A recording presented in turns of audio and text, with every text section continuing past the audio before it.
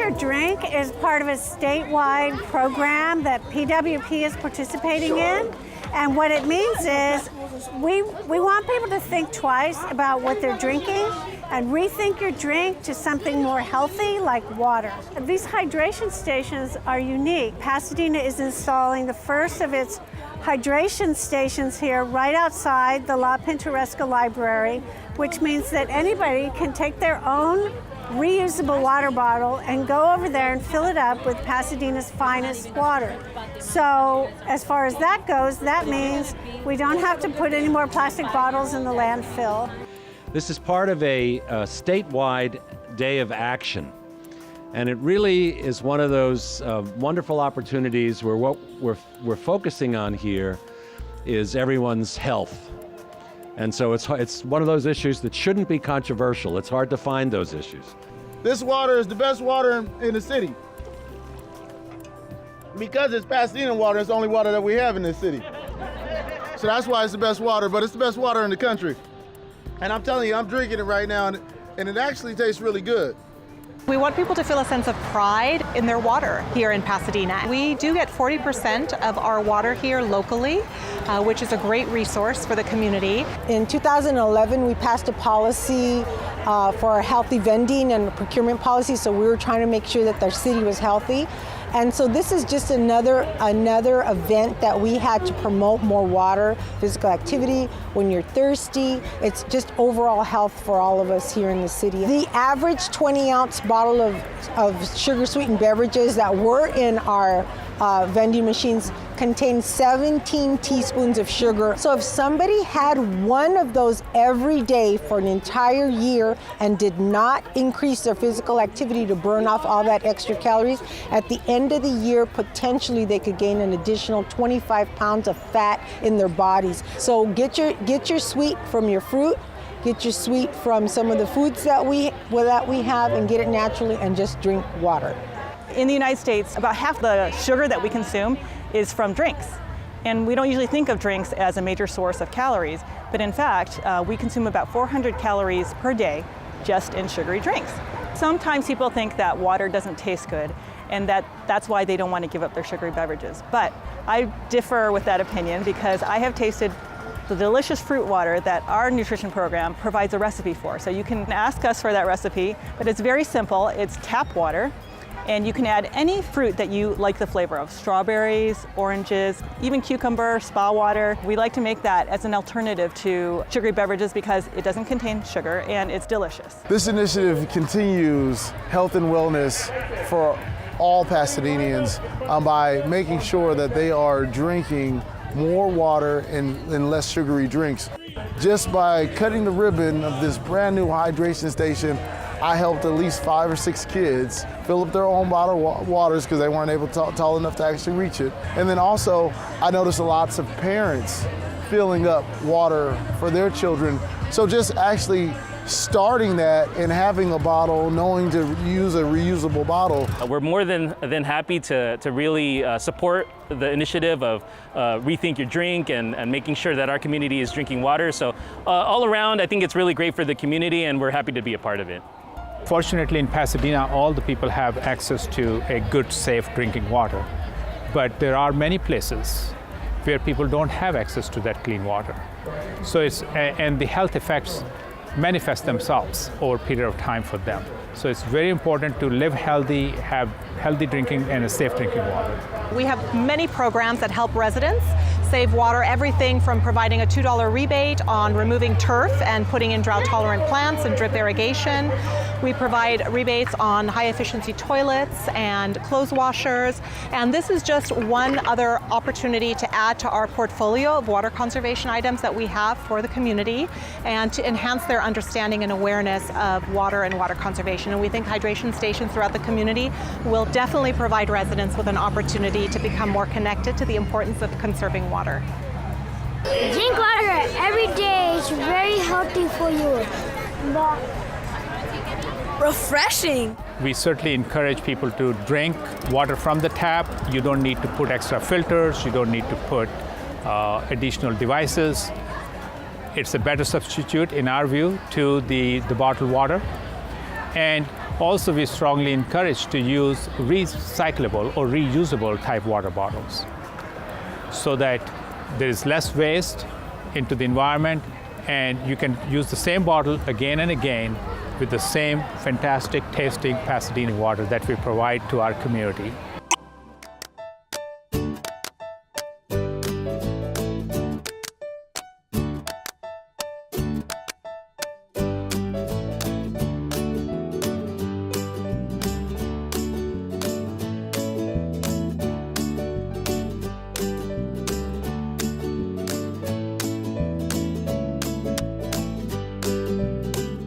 Here at the 5th annual Egg Bowl. We'll probably have a total of 7,000 people joining us today for Southern California's largest egg hunt, put on by the City of Pasadena and the Rose Bowl Operating Company. On the field today, we'll have a total of 80,000 eggs for all of our participants to help us collect. We're having a total of 4 different egg hunt times. We had a 10 a.m., an 11:30, a 12:45, and our final egg hunt will be at 2 p.m. In addition to the egg hunt, we have a family fun festival. And our event is absolutely free, so we're hoping everyone will come out or has come out to have a very good time. At our festival, we have face painting, we have games, but most of all and most fun, we have free prizes. So we're hoping everyone will come out and enjoy themselves again and have an excellent time at our 5th annual Egg Bowl.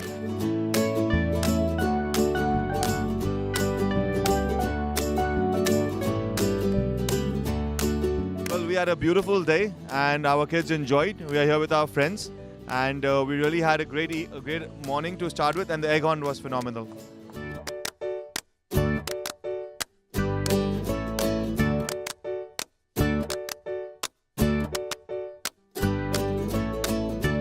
Happy Easter! I want to thank the City of Pasadena.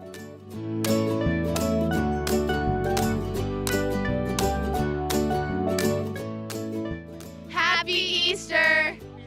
Mom, I love you.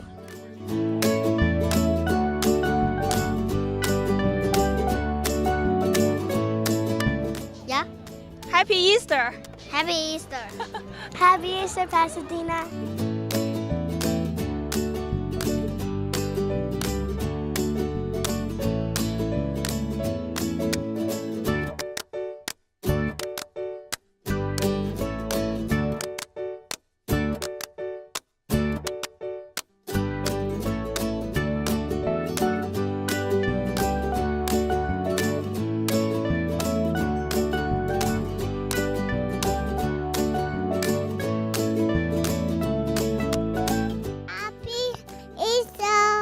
Happy Easter!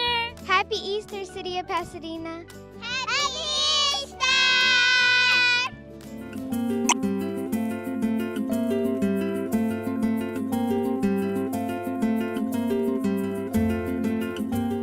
So National Public Health Week is a national holiday every first week of April, and it's a way to celebrate the public health field and its accomplishments and the goals of the things that we're trying to accomplish. So the theme this year is health equity, and health equity means how do we provide opportunities for everybody to be healthy? So we look at the services that we provide, but we also look at potential partnerships, and we celebrate things like Farm to School to make sure that we're in line with promoting access to healthy food that is also part of our community health improvement plan.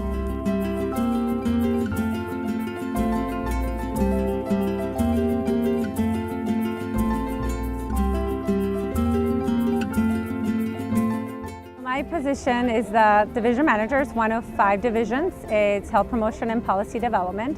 And under my unit, we have the tobacco control program, we have the women, infants, and children program, and we have the nutrition, education, and obesity prevention program. As a school district, is not only to educate our students, is also to provide an understanding of a food security and food justice to our community. And we have a more of a public health approach to our student health and well-being.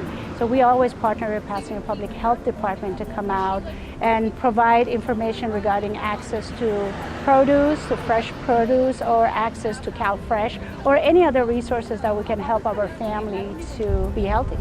this week, we are celebrating National Public Health Week with a variety of activities. We're starting today, Tuesday, with the Farm to School celebration here at Madison Elementary, and we are promoting access to local food by some of the produce that the kids here grow.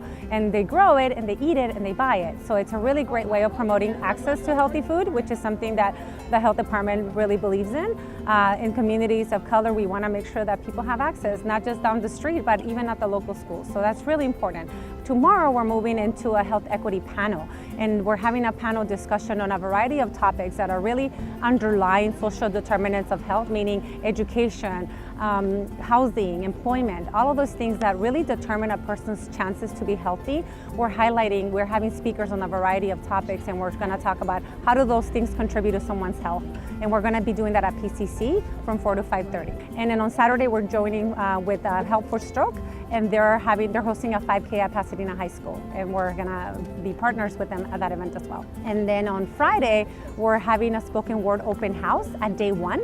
And we are going to have a workshop for you to learn how to write spoken word pieces around health equity. So social justice issues, how do you see your life, and what needs to be improved in your environment for you to have a healthier life.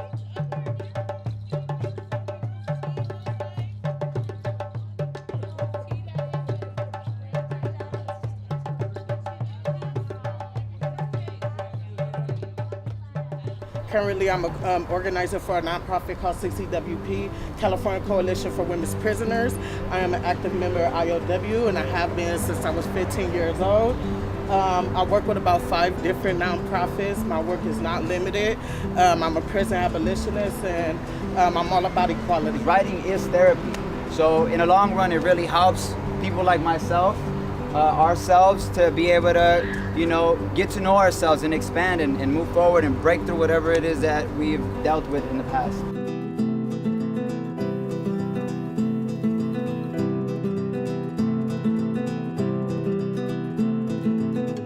We invite everybody to come out to all of our events. They're all public events, and we want them to be part of the public health conversation. We want health equity for everybody. We know that your zip code determines how long you live, and there's opportunities provided in certain zip codes that are for people that are living longer that we want to model, that we want to look at, and we want to give everybody in every zip code that opportunity to live a long and healthy life.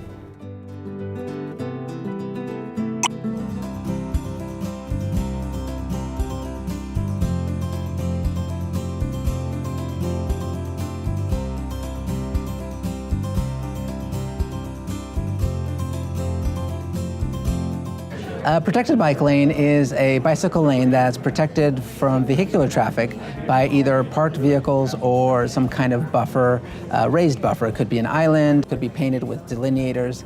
What this does is it allows a space for bicyclists to ride outside of the vehicular travel path, but also be controlled at intersections with traffic signals.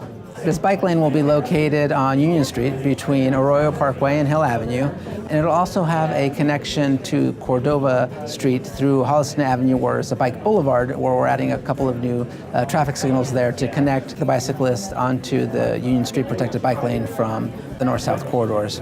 This project was started a few years back through our bicycle action plan. Through a number of meetings, the city met with residents, businesses, a lot of local people to discuss where we were lacking in bicycle infrastructure. And this project was identified as one of those that would really provide a good east-west connection between Pasadena City College to the different Gold Line stations and allow for a comfortable place for bicyclists to ride through the old Pasadena area and through this whole corridor, crossing the Playhouse District and South Lake as well.